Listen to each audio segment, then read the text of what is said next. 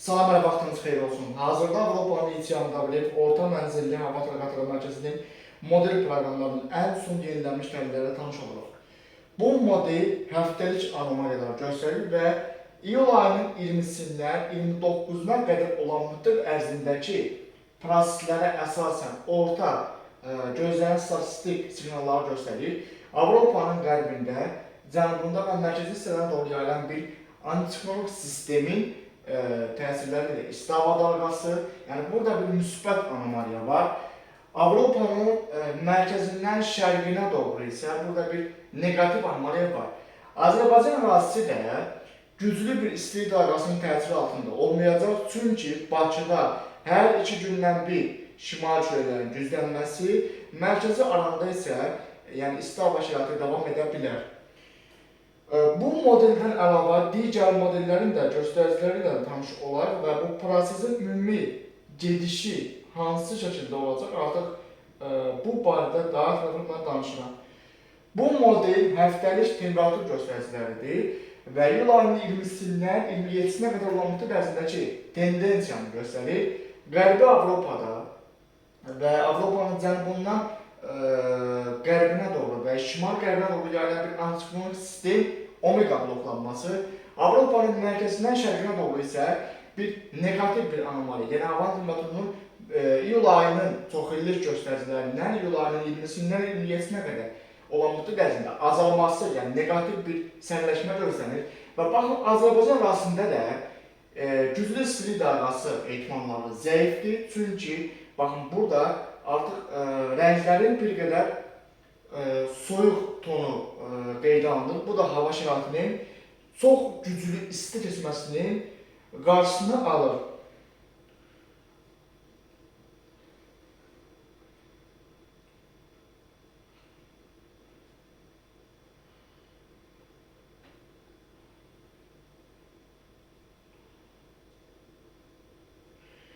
İTMW-in orta troposferdəki siklon və antiklonların həftəlik tendensiyasında iyul ayının 20-sindən 27-sinə qədər olan müddət ərzindəki vəziyyəti və siqnalları göstərir.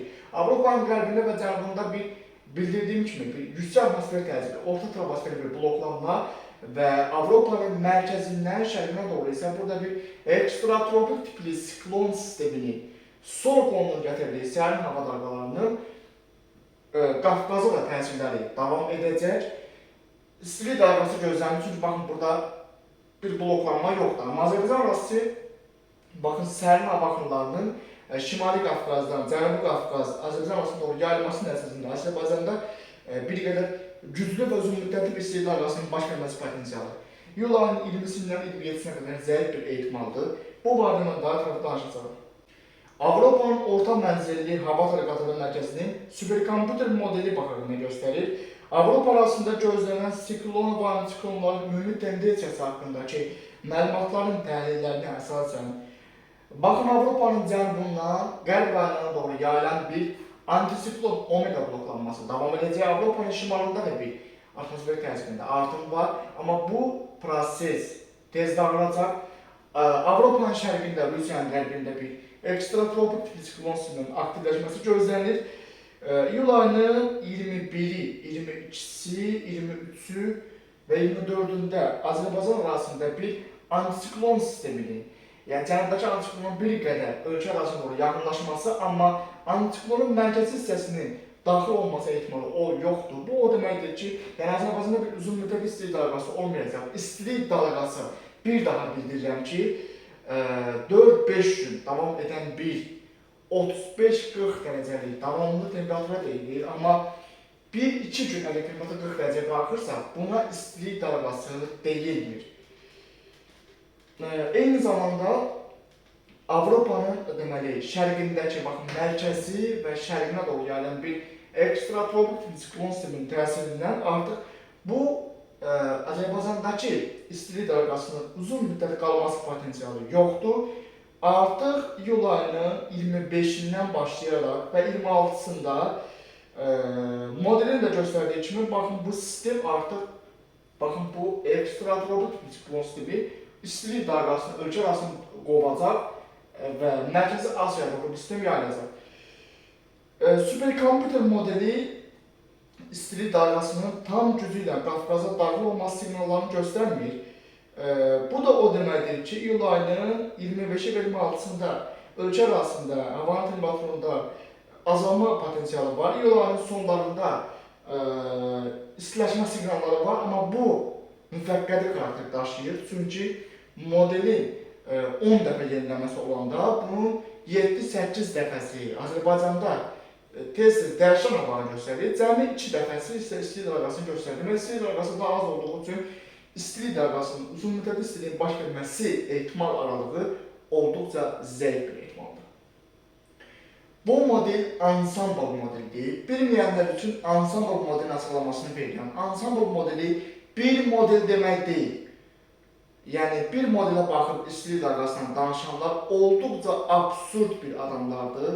Bunların fizikadan və meteorologiyadan heç bir anlayışı yoxdur.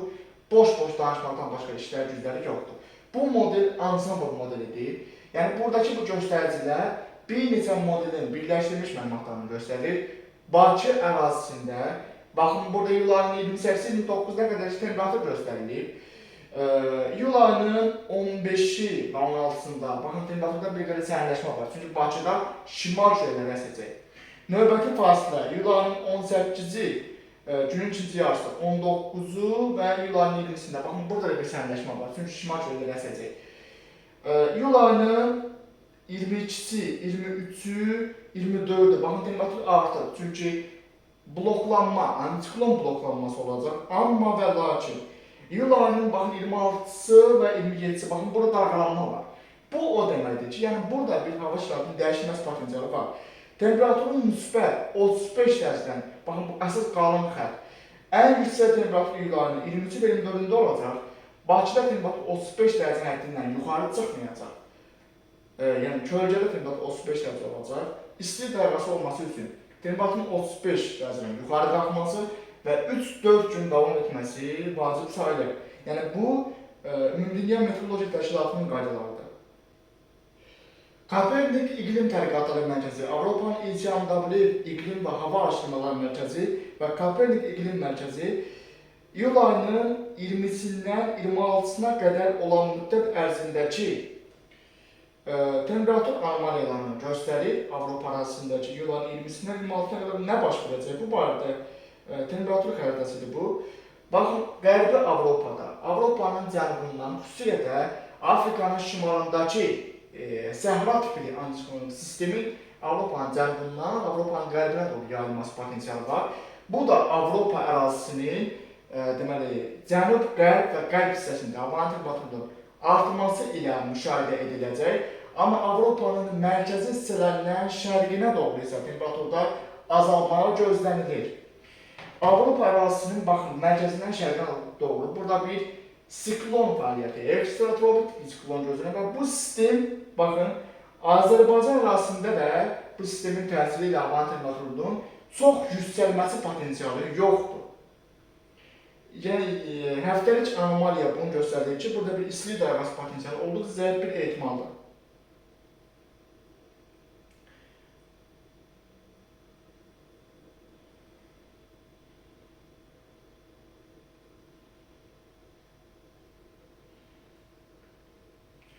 Bu yağış modelidir. Yəni, iyul ayının 20-sindən 26-sına qədər olan müddət ərzindəki yağışı göstərir.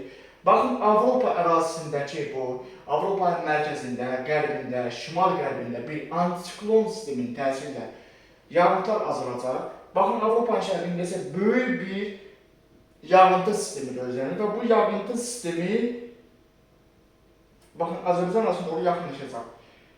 Deməli, bu nə deməkdir? Avropa ərazisindən yağmalı olan yağış bloklanma nəticəsində Avropaya yağmayacaq. Burada bu şəkildə bir hava şəraiti olacaq və buradakı antiklonun, baxın, şimal qolu ilə və şimal-qərb qolunun Atlantikdən daşınan rütubətli hava, baxın, buraya enəcək Avropanın şərqinə və ekstratropik bir siklon sistemi ilə qarışaraq Azərbaycan arasında yağıntının artmasına səbəb olacaq. Deməli, mənim burada dediklərimi həm öyrənirsiniz, həm də ki, buna qarşı bir hörmətsizlik edib, təzədən yenə də mənim sözlərimi gök öz aləmizdə səhvə çıxarmağa çalışırsınız. Belə adamlar mənim gözümdə çox tərbiyəsiz bir adamlardır, ailə tərbiyəsi görməyən bir adamlardır.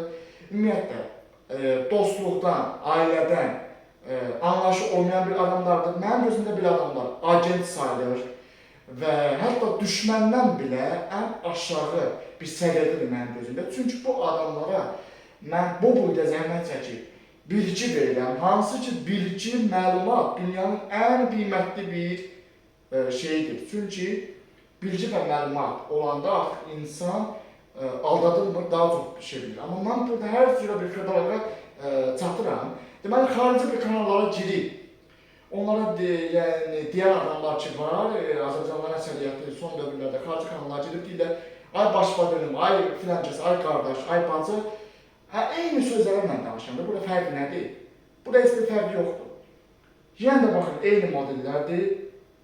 Baxın, Kopernikdir, İCMWF-dir, NOAA-dır, günlük modellərdir, həftəlik modellərdir, aylıq modellərdir. Bunlar hamısı xırdalıqla çatdırılır.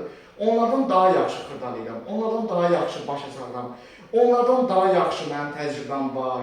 Baxmayaraq ki, onların sponsorları var deyənə, onlara yaxşı reklam edirlər deyən, onların kanalları böyüdür. Məndə heç bir sponsor yoxdur, mən özüm tək çalışıram. Və sağ olsun Azərbaycan şəraitində çox sayılı bir negativ hallar da var. İnternetin zəif olması, dövlət tərəfindən bu mikro sahibkarlara bir dəstəyin olmaması, heç bir qıraqdan dəstəyin gəlməməsi, üstəlik, rəylərdəki boşboğaz adamların rəylərinə oxumaq, onlara cavab vermək, bunlar hamısı enerji tələb edir.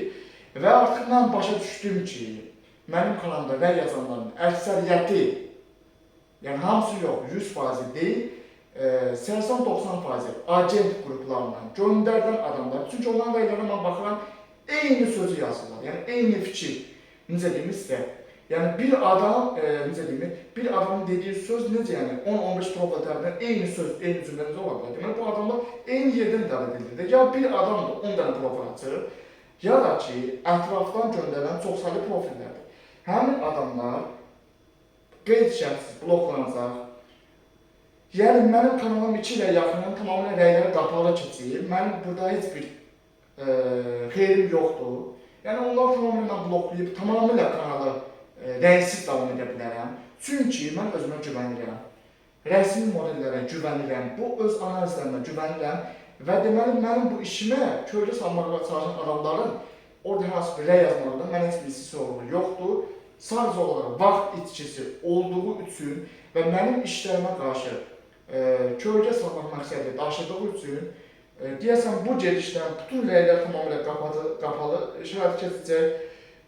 Deməli, burada yəni, çox insanlardan kənar bir iş gedir. Burada bütün xırdalıqlar başa salınır, pulsuz olaraq. Yəni, siz hər hansı bir kursa getsəz, ən azı kursun aylığı, ən azı Azərbaycan reallığından, başı reallığından danışıram, ən azı 50-100 manatdır, ən azı. Yəni, mənasız bir kursa gəlib yazırsınız, lazımsız bir kurs, məsələn üçün. Orada ən azı 50-100 manat aylıq ödəniş edirsiniz. Siz burada mənə heç bir ödəniş etmirsiniz. Hələ bir mən burada borcu çıxarırsınız dırnaq arası ki, güya ki, mən sizin rəyləri cavab verirəm. Xeyr, belə bir şey yoxdur. Mən heç kimi rəyini cavab vermək üçün burada pul qazanmıram. Mən öz əziyyətimlə burada modelləri analiz edirəm və buradan gələn gəlirin hələ bir 20-30%-ını vergiləri ödəyirəm. Faktiki o vergilərin də mənə xeyri yoxdur. Heç bu streslə, bəsədən 50 yaşına deyib çıxmayacağam. Götür mənim üçün vergi yığılır orada.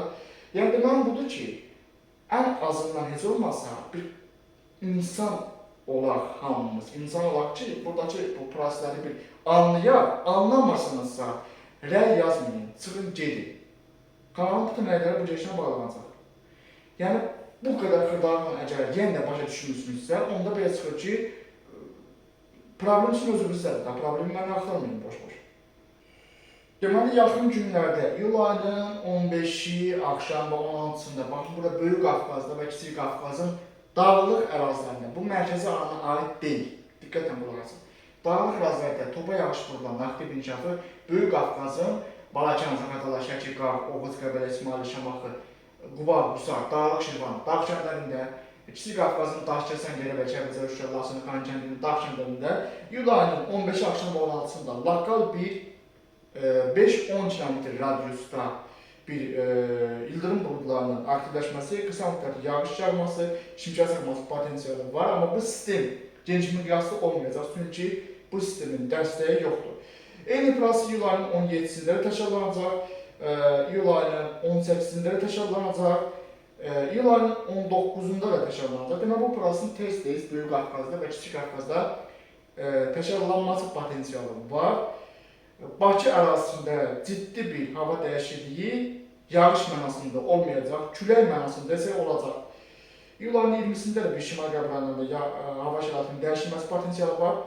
Bakıda isə deməli külək modellərinə baxanda biz görürük ki, Bakıda isə şimal küləklərinin iyul ayının 15-i gün ərzində 16-sına keçən gecə 16 iyul gündüzə qədər Bakıda şimal küləklərinin əsməsi və arabir güclənməsi, sarı və narıncı koda qədər küləyin Bakıda iyul ayının 15-i 16 güncə qədər güclənməsi gözlənilir. Və növbəti tendensiyaya baxaq, baş verəcək iyul ayının 17-sində yenə də şimal küləkləri davam edəcək, amma güclü olmayacaq. İyul ayının 18-sində baxın, baş verir. İyul ayının 18-sində deməli, axşam saatlarına doğru, bəli, yenə də Bakıda iyul ayının 18 axşamı doğru və 19-una keçəndə başda şimal küləkləri yenidən əsəcək. İyul ayının 19-unda şimal küləklərinin yenidən sarı və narıncı kod dərəcəsinə qədər güclənməsi potensialı var. İyul ayının 20-sində də sarı və narıncı şimal küləkləri əsəcək. İyul ayının 21-də şimal küləklərinin deməli əsməsi davam edəcək, amma bu güclü olmayacaq. Eyni zamanda iyul ayının 22-sində antiklonun təsiri ilə Bakıda küləklər zəifləməyə başlayacaq. Çünki iyul ayının 22-si, 23-i, 24-ündə Bakıda temperatur artmağa başlayacaq antiklonun təsiri ilə. Eyni zamanda iyul ayının artıq deməli 23-ündə də güclü külək ehtimalları zəifdir Bakıda. İyul ayının 23-ü ola bilsin ki, cənub küləyi sünqar istiqamətdən güclənsin. İyul ayının 24-ünə baş verir. İyul ayının 24-ündə də yəni güclü külək ehtimalı yoxdur. Şərq küləkləri, şərqdən əsən küləklər bir qədər də Cəlilabad, Ağstadə və Gəncə, Qazaxda güclənə bilər. Bəli, iyul ayının 15-də və iyul ayının 16-sı güncə Bakıda bir şimal küləklərinin güclənməsi potensialı var. Sarı və narıncı kod xəbərdarlığına uyğun küləklər güclənəcək. İyulun 18-dən 19-dan keçən 19 iyulda yenidən Bakıda şimal küləklərinin əsməsi gözlənilir və ondan sonraki proseslər isə hələlik məlum deyil. Onun üçün uzun müddətli modellərə baxmaq lazımdır. Deməli, Azərbaycan ərazisi antiklonla siklon sistemlərinin cəbhə zonasında yerləşəcək. Bu da Azərbaycanda Bakıda çox da belə güclü bir istilik yaratmayacaq.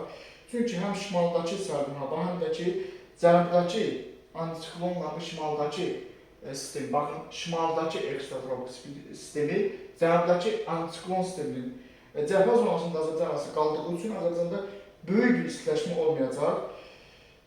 İyul ayının 17-sində baxın, Xəzərin şimalından bir siklon sisteminin təsiri ilə yenidən Azərbaycan arasında Bakıda potensial bir dəyişiklik ehtimalları var. Bu barədə daha ətraflı yaxın günlərdə danışacağam. Amerikanın deməli GPS modeli də və Avropanın HMWF modeli də eyni siqnallar verir ki, yaxın bir həftə 10 gün ərzində Bakı ərazisində şimal küləklərinin hər 2 gündən bir güclənməsi potensialı var. Deməli, burada baxın, yenə bunun xırdalı ilə pulsuz olaraq sizə havaya belə dərs keçirəm. GPS modeli nə göstərir? Amerikanın uzun müddətli GPS modeli NOAA modelidir və bu HMWF-ə yaxın olan bir model olduğu üçün mən GPS-dən danışıram. Bu GPS-dir, GPS deyil, səhv salmayın. Baxın, Rusiyanın qərb hissəsində, Ural dağlar arasında iyul ayının 26-sında bir antisiklon sistemi görsənir. Burada antisiklon olanda bizdə hava şəraiti dəyişilir. Çünki orta troposferdəykən isti dalğa, baxın, şimala meyl edirsə və burada istiləşmə olursa, troposferin aşağı qatlarında isə əks proses baş verir. Ora isinir və şimal küləkləri ilə Bakıya doğru sistem daxil olub Xəzər dənizində, Bakıda şimal küləkləri başı güclənməyə. Yəni, bunu mən dəfələrlə demişəm, Yenə də IQ dərəcələri 0-dan aşağı olanlar yenə də eyni sualı rəylərdə mənə verirlər.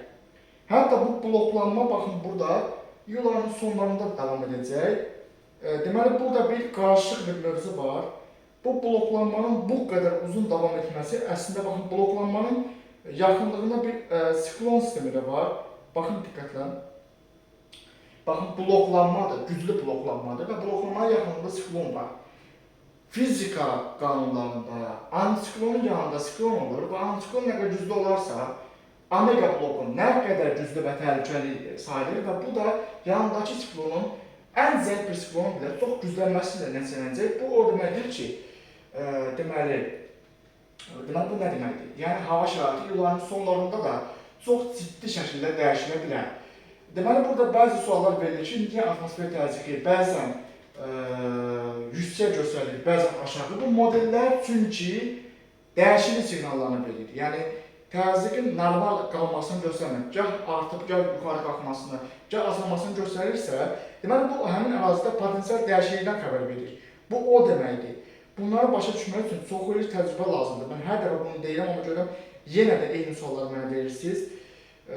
Yəni bu illərlə bunu izləməlisən ki, burada nə baş verir bunu bilməlisən. Əgər illərlə izləməsən, buradakı xəritəni oxuya bilmirsən. Özə xəritənin oxunuş qaydası var. Modelin oxunuş qaydası var.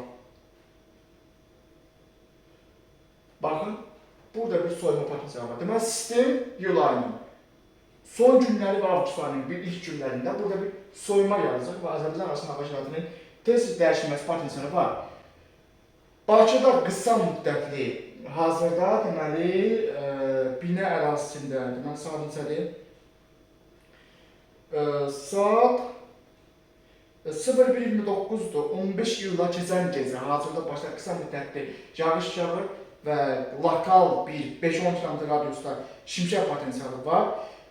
Bunu qlobal modellər göstərmir. Deməli, bu nə deməkdir? Bu o deməkdir ki, artıq qlobal modellərin görmədiyi 50 km radiusdan qırağa bir proseslər baş verir, daha kiçik ərazilər, daha güclü proseslər baş verir. Mən də bununla danışıram və bunu anlatmağa çalışıram.